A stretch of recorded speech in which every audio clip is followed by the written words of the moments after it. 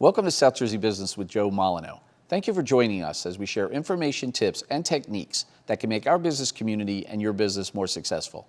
Thank you to Stockton University for the opportunity to produce this show focusing on business in South Jersey.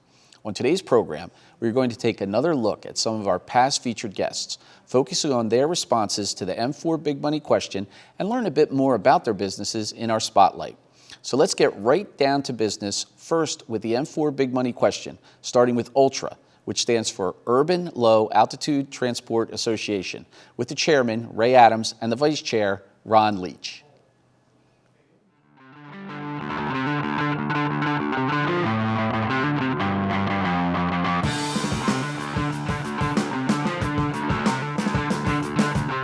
As you are aware, management, marketing, money, and media are the essential parts of any business.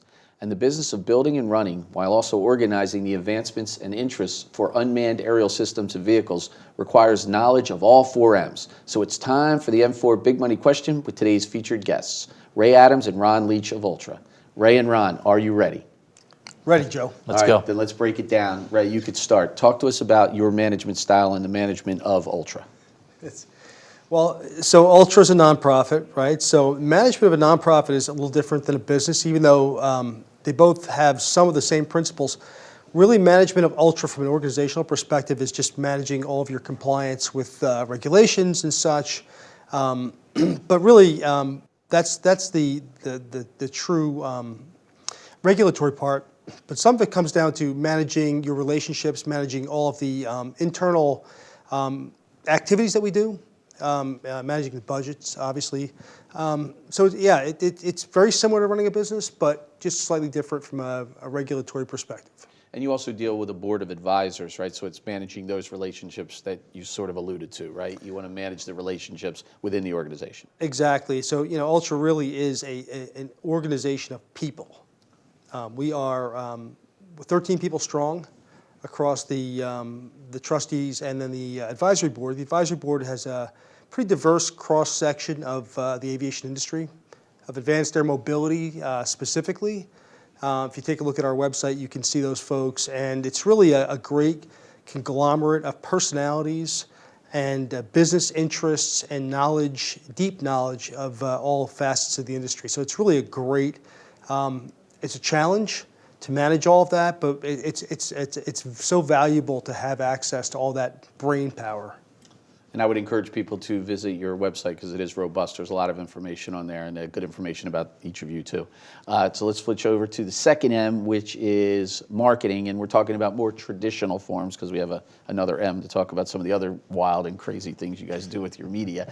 But let's start with marketing as far as traditional forms. What sort of traditional forms of marketing do you utilize to get the word out about ULTRA? Honestly, LinkedIn is probably our biggest platform. So with the marketing aspect, we want to post something that's relevant and people want to read about or get them hooked into to want to find out more information, whether that leads off to a different one of our advisors or is answering a question that's bubbling up in the industry we're keeping an eye on. So we really leverage the LinkedIn posting more, and that's really been a lot of fun developing that, trying to make it interesting, but yet maybe a little humor injection in there as well, and keep people coming back for more. I've definitely witnessed the two of you work, and I know that another form you use is face-to-face networking, word of mouth. Can you talk a little bit about that? Because that really has extended your brand, right? By going to places, getting to conferences, getting to public speaking opportunities. Is that something that you enjoy doing, and it's also something that's been valuable to the organization? Absolutely, yeah. So COVID kind of shut everything down, and I think that's where we really found some relevance in the industry. When we started coming onto the stage, bringing some of our ideas and the way we think things needed the operational touch to it. When things finally broke open, the trade shows were open, you can go and meet face-to-face with people, and that has a lot of value. We were finding ourselves walking around the show floor and it's like, hey, you're the guys from ULTRA. Yeah. And we were building our networks out that way. So there's something to be said by being in person, shaking hands, talking to people one-on-one, and then the social aspect of it afterwards. So everybody's game face is on when you're on the floor. But during the social hours, that's where we really made a lot of traction and made some exchanging business cards and making some headway and trying to solve people's people's problems or maybe help them connect with another person who has similar interests or technologies. That's great. People get to know you and know what you're all about, and then they do business with you, which is awesome, and the organization. So Ray, we'll flip back over to you. Money, it's mean, it's green. People don't always like to talk about it, but how important is that the way in which funding comes to Ultra to help them fulfill the mission, help you fulfill the mission? Sure. And as you know, Ultra's a nonprofit. There's really, for as much as a nonprofit is not there for a profit motive, there's a need for money. We have to keep the lights on. We do have costs. We try to keep our costs to a minimum. We don't traditionally ask for money the way most nonprofits ask for money. We don't have a membership structure. We don't ask for people to donate to get access to our ideas and our folks. What we do is we try to provide value first. And that just comes from serving people. Ron and I have served the industry for 30 plus years each in our government roles. And the intent is to do good first. And then eventually, if people like what we're doing, we say, hey, if you're willing to help us keep the lights on, if we're doing good work, we have a sponsorship, different levels of sponsorship that you can join up to. We do offer value for that sponsorship. We try to really promote our sponsors the best we can. We believe in their value. And so we are really bad at business when it comes to nonprofit fundraising. But we would love to go out and try to get some grants or stuff like that. We've worked on that. That would be one avenue we can take to fund the organization. So yeah, we're looking into other ways of funding. I would encourage people, if they have an interest, to go to the website, because I know information's there, and so is your contact information. So great answer. It's not the easiest one to answer, but good job. So we only have about less than a minute left, but let's expand on the media piece, the fourth M. You talked about LinkedIn. What about some podcasting? I know you've done that. You've done different things. Well, we're going to be on the web for this. But what other forms of media and PR have been working for you guys? So we have the Urban Low Altitude Transport Association Happy Hour, which was started during COVID, and it was based on an idea from another podcast where it was some people just having some beverages and talking about things. Well, kind of stole their idea and thought, hey, this is a good medium. We'll have the Ultra Happy Hour. Funny thing is, our very first one, there was a hurricane that was striking New Jersey at the time, and we were very close to pulling the plug. Congressman Frank Lobiondo was one of the guests that we had on, so the show must go on, right? Yeah. So we ended up having the very first one from inside of Ray's, what was it, your car at the time? It was in my car, yeah. Wow. Yeah, and we had some other guests on there, but that was a learning experience. But that got some legs, believe it or not. People liked what we were talking about. They liked our relaxed style. It was held in the evening. What kind of beverage are you having? Is it going to be iced tea or is it going to be a bourbon? Tell us what you're having, and then we'll start talking about industry topics. And that really, I think that helped put us on the map as well. It's like we're regular guys. We work for a living, and we talk. We're not academics. We talk. At our level, you know what I mean? It's we don't intimidate people. We want to bring to the table the information and have that information exchange. Yeah, and if you could do it in a relaxed way, it's more enjoyable and it's more entertaining too, right? So that's good. All right, well, listen, thank you guys for sharing your views on the M4. This was great. Sip tight. There you have it. Ray Adams and Ron Leach's Ultra Mix of management, marketing, money, and media.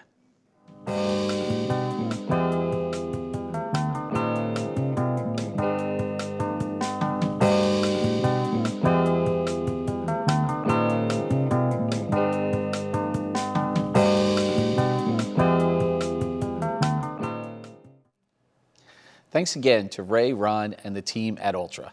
Let's move right along to our other M4 question today, featuring Tarina Bennett-Michael, Director of External Affairs for the Community Food Bank of New Jersey.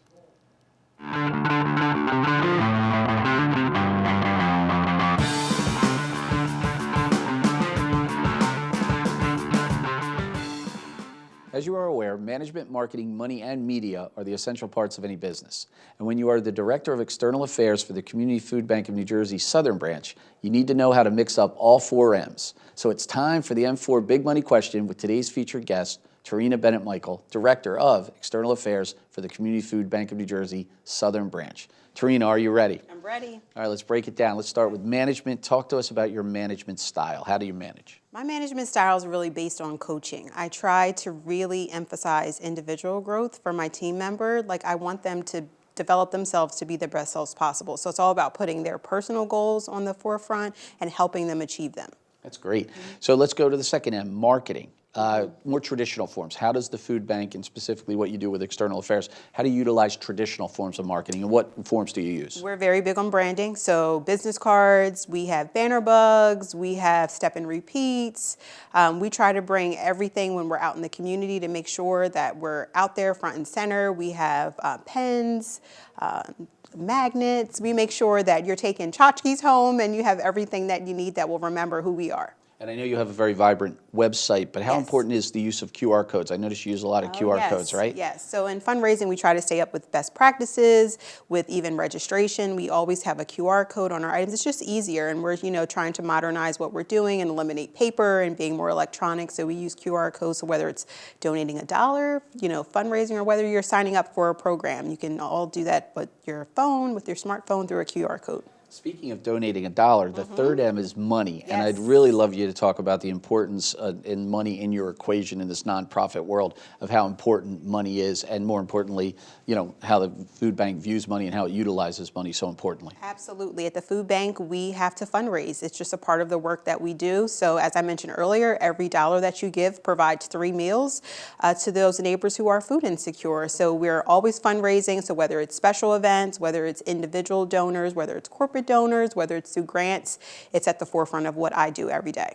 And also, we talked about, and I think it's important to note, that it's an immediate impact. Absolutely. The money comes in, the food gets purchased, and the Yes. food goes out the door. Exactly. And unfortunately, the need is great, so let's keep those dollars coming in. Yes, keep them coming in. So what about media? So media would be the fourth M, and it's more about the PR that you get and also the social media that you undertake. Can you talk a little bit about the importance of that and how you utilize social media? Sure. So social media, we're using that to tell our story. We really want to communicate our brand to the public. We want to gain more followers. We want everyone to be in the know of what we're doing. So we want to ensure that whether it's through a PR, through a press release that's going out to the community, maybe about a special event or maybe something that we have going on, but even it's about telling a story about a neighbor. We're very big on storytelling and ensuring that we're shaping the public's perception of us.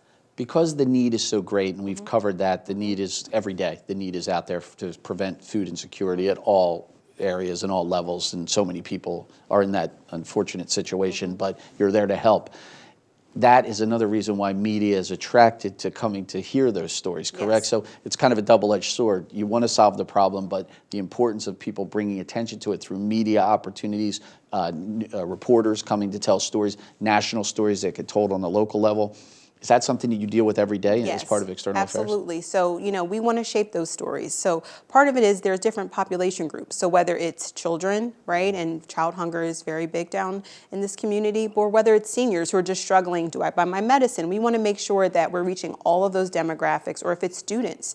Campus hunger is a huge thing, and it's a huge problem. A lot of people don't, think of it. They think like, oh, you're in college and you can afford to be at college, but sometimes they're skipping meals as a result of being in college. So we want to make sure that we're telling those stories about all those demographic groups that we're serving at the food bank. They're all great points. So of management, marketing, money, or media, which is your favorite M? Management. Ah. Yeah, management. Tell me a little bit why. Sure, because I feel like I am the conduit to help my team be set up for success. And I take just personal pride and gratification in that. So that's my top great. M. Yeah. Now I'm going to ask you one follow-up question to that. Do you find that that's something that you found other people did for you, and that's why it's important for you to do it for others, or is that something you came upon on your own? No, I think some of my mentors that I've had along the way, I don't like to use the term bosses. I like to say mentors. Sure. A true mentor could be Yeah. your boss, or a good boss could be your And mentor. I feel like they saw the potential even when I didn't see it, Yeah. and tried to pull it out of me. I think, maybe early on in your career, the person that you're working with might see little glimmers of, where you could be, and they help you to shape who you are. And I think that that's really important. It's not about micromanaging. It's really allowing the person to do what they do best. So I always say, if I hire someone, I let them do their job, right? And if I see things, I'm going to try to pull it out of you to help you be shaped up for success. That might be one of the best answers to that follow-up question that I've ever received. So Aw, thank thank you you for sharing the answers to the M4 Big Money Absolutely. question today. Absolutely. There you have it. Tarina Bennett-Michael and the Community Food Bank of New Jersey's well-balanced mix of management, marketing, money, and media.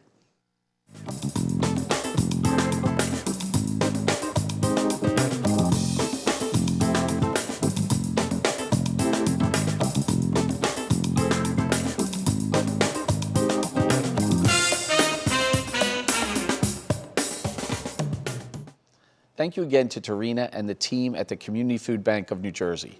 Let's transition to the next order of business today and check out some of our past spotlights. Let's check out the who, what, where, how, and why with Chris Stanger, Director of Cape May County Biz Hub.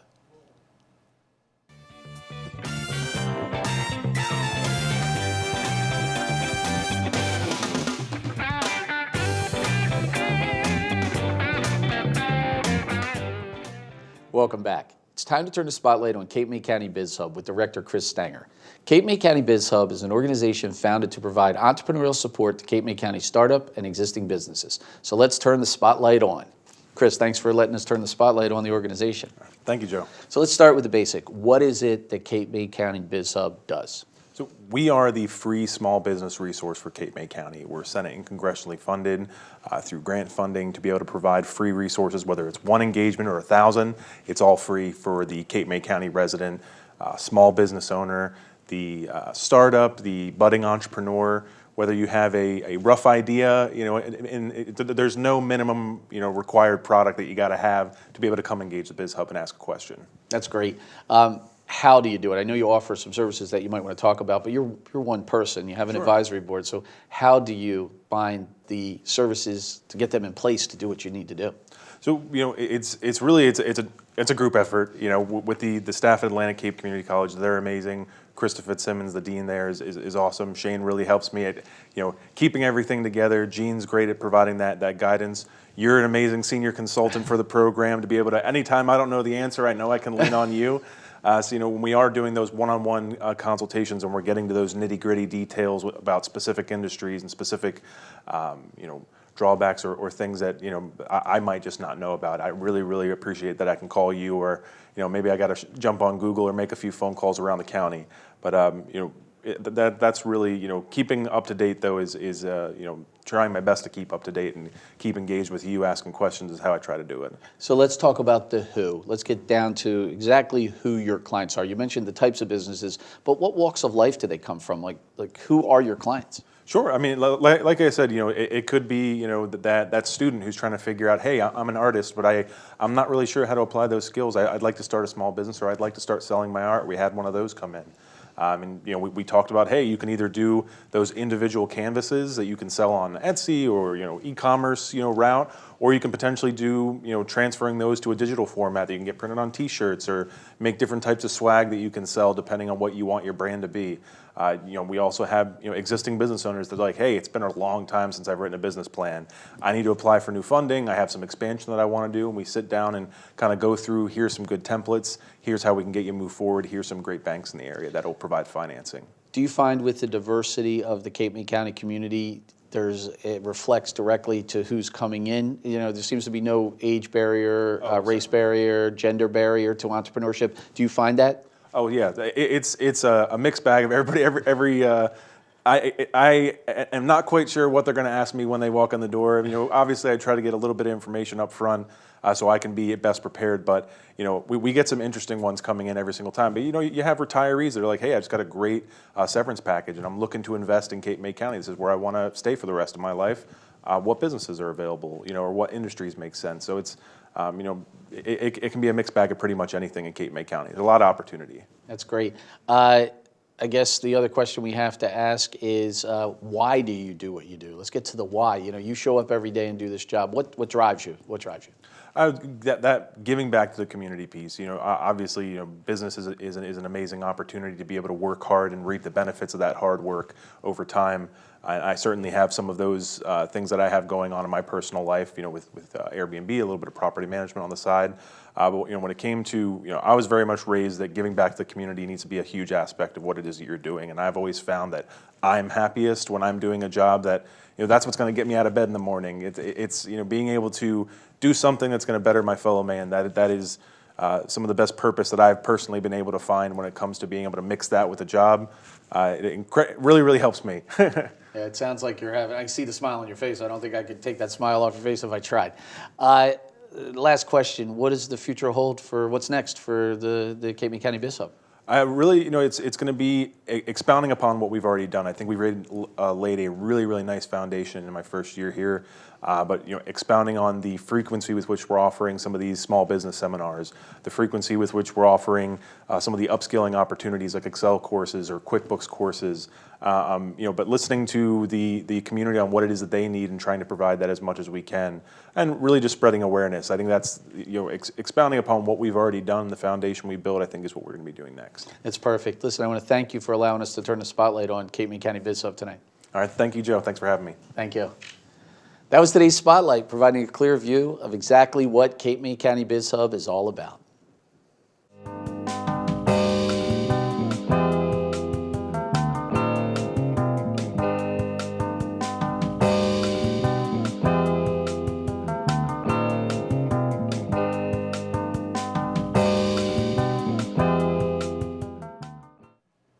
Yet one more successful spotlight on this program, thanks to Chris and everyone at Cape May County Biz Hub. And now we are wrapping up today's show with our final guest, Michael Lanzone, Chief Executive Officer, and Casey Halverson, Chief Operating Officer, focusing the spotlight on cellular tracking technologies.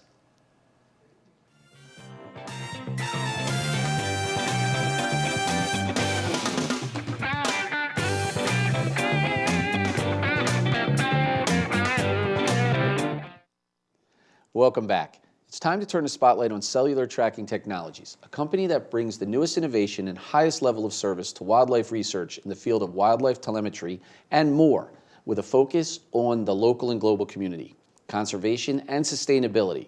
It's time for the spotlight on Cellular Tracking Technologies with Michael Lanzone and Casey Halverson. Gentlemen, thank you for letting us turn the spotlight on your company. Yeah, thank you. So let's start with what CTT does. What do you do, Michael? So we create wildlife tracking devices for worldwide market. So that is everything from like devices that are on sharks or penguins or snakes and everything in between. And the other thing is we create base stations for those animals to talk to. So kind of like the cellular phone network. We make small radio devices like what's on the Monarch, and those devices can talk to these other radio devices. So pretty much anything related to wildlife telemetry that we create for almost any different species of wildlife in the world. That's great. So that's what you do. So Casey, that's a big undertaking. So let's talk about the how do you get that done? Like what does it take to do that? If you could answer that relatively quickly. Yeah, I mean we have a huge team of cloud developers, embedded software developers, electronic engineers. And not only do we, manufacture this device, but we actually manufacture the circuit boards that go into this device. So that's all done at the airport, Cape May County Airport. And so we have an entire line for that. We do 3D printing because every, animal's a different shape, different size. Ergonomics are important. So we custom design that with 3D CAD. And we assemble them right there as well and ship them out all around the world. That is awesome. So I guess the next question would be, who do you do this work for? Who are your ultimate customers? So so that's a good question because the people actually tracking could be just the researchers. So people, a lot of them are at universities, across the world, but also local and regional governments, or even federal governments, are very interested in tracking wildlife populations at a national level, and so. That's a huge amount of people worldwide that are interested in what our animals are doing and why they're doing it. That's great. You made me think about that for a second because I always thought of the end user as the person using your equipment. But the end user ultimately is the people that look at the data that's collected by your equipment. Right. Yeah. That's something that people don't think about is that the devices are collecting millions and millions of data points. I mean, that's one of the things that we became famous for is that devices collecting so much data, right? And so yeah, they're tracking devices, but the ultimate product is the data. That's awesome. And it just made me think even more deeper into the work you do. I mean, I know it was important, but now I realize the end user is beyond who I thought the end user was. Right. Okay, clearly when I talk to you guys about your business, you're always smiling. So you might have to turn the mirror on yourself a little bit and be philosophical. But Casey, let's bounce over here, and I'm going to have you both answer this question because I think it's important. Why do you do what you do? What gets you up every day, smile on your face, getting into work, even though every day is probably not, all birding and tracking. There's probably other stuff that goes on there. But why do you do what you do? I think ultimately, it's all about conservation, and I feel really good in what I do. I feel that we're making a difference in the world. We're giving scientists the data and the tools to help us make informed decisions on protecting our environment, but also, keeping in harmony with humans. Because we need to live here too. So Yeah, we need more of that. So if you guys are manufacturing that, I'm buying that. Michael, I want to ask you the same question, and I know we talked about Origin and things like that, and what the company does. But what drives you? What gets you to the office every day, smile on your face, working with that great team of people? But why? What is your why on this? Yeah, I mean, my background, is a wildlife biologist, right? And that's why I got into this. And, so yeah, coming back to my roots, the wildlife gets me excited. The conservation work gets me excited. The innovation gets me excited because it's like we can talk to a researcher and, they may be interested in doing one thing. Like, oh, I'm interested in doing this, that, or the other. And it's off the cuff thing. If we could only do this. And we're like, well, why can't we? And then, we bring that to the table as well. It's, it's the excitement of what we do is, not just the conservation work, but it's also the innovation and driving not just our business, but we drive the entire industry forward because everyone's following us. Yeah. What's interesting about that? Your why actually asks and answers more whys. I love it. Gentlemen, I want to thank you for allowing us to turn the spotlight on cellular tracking technologies. thank you. Thank you. That was today's Spotlight, providing a clear view of what cellular tracking technologies is all about.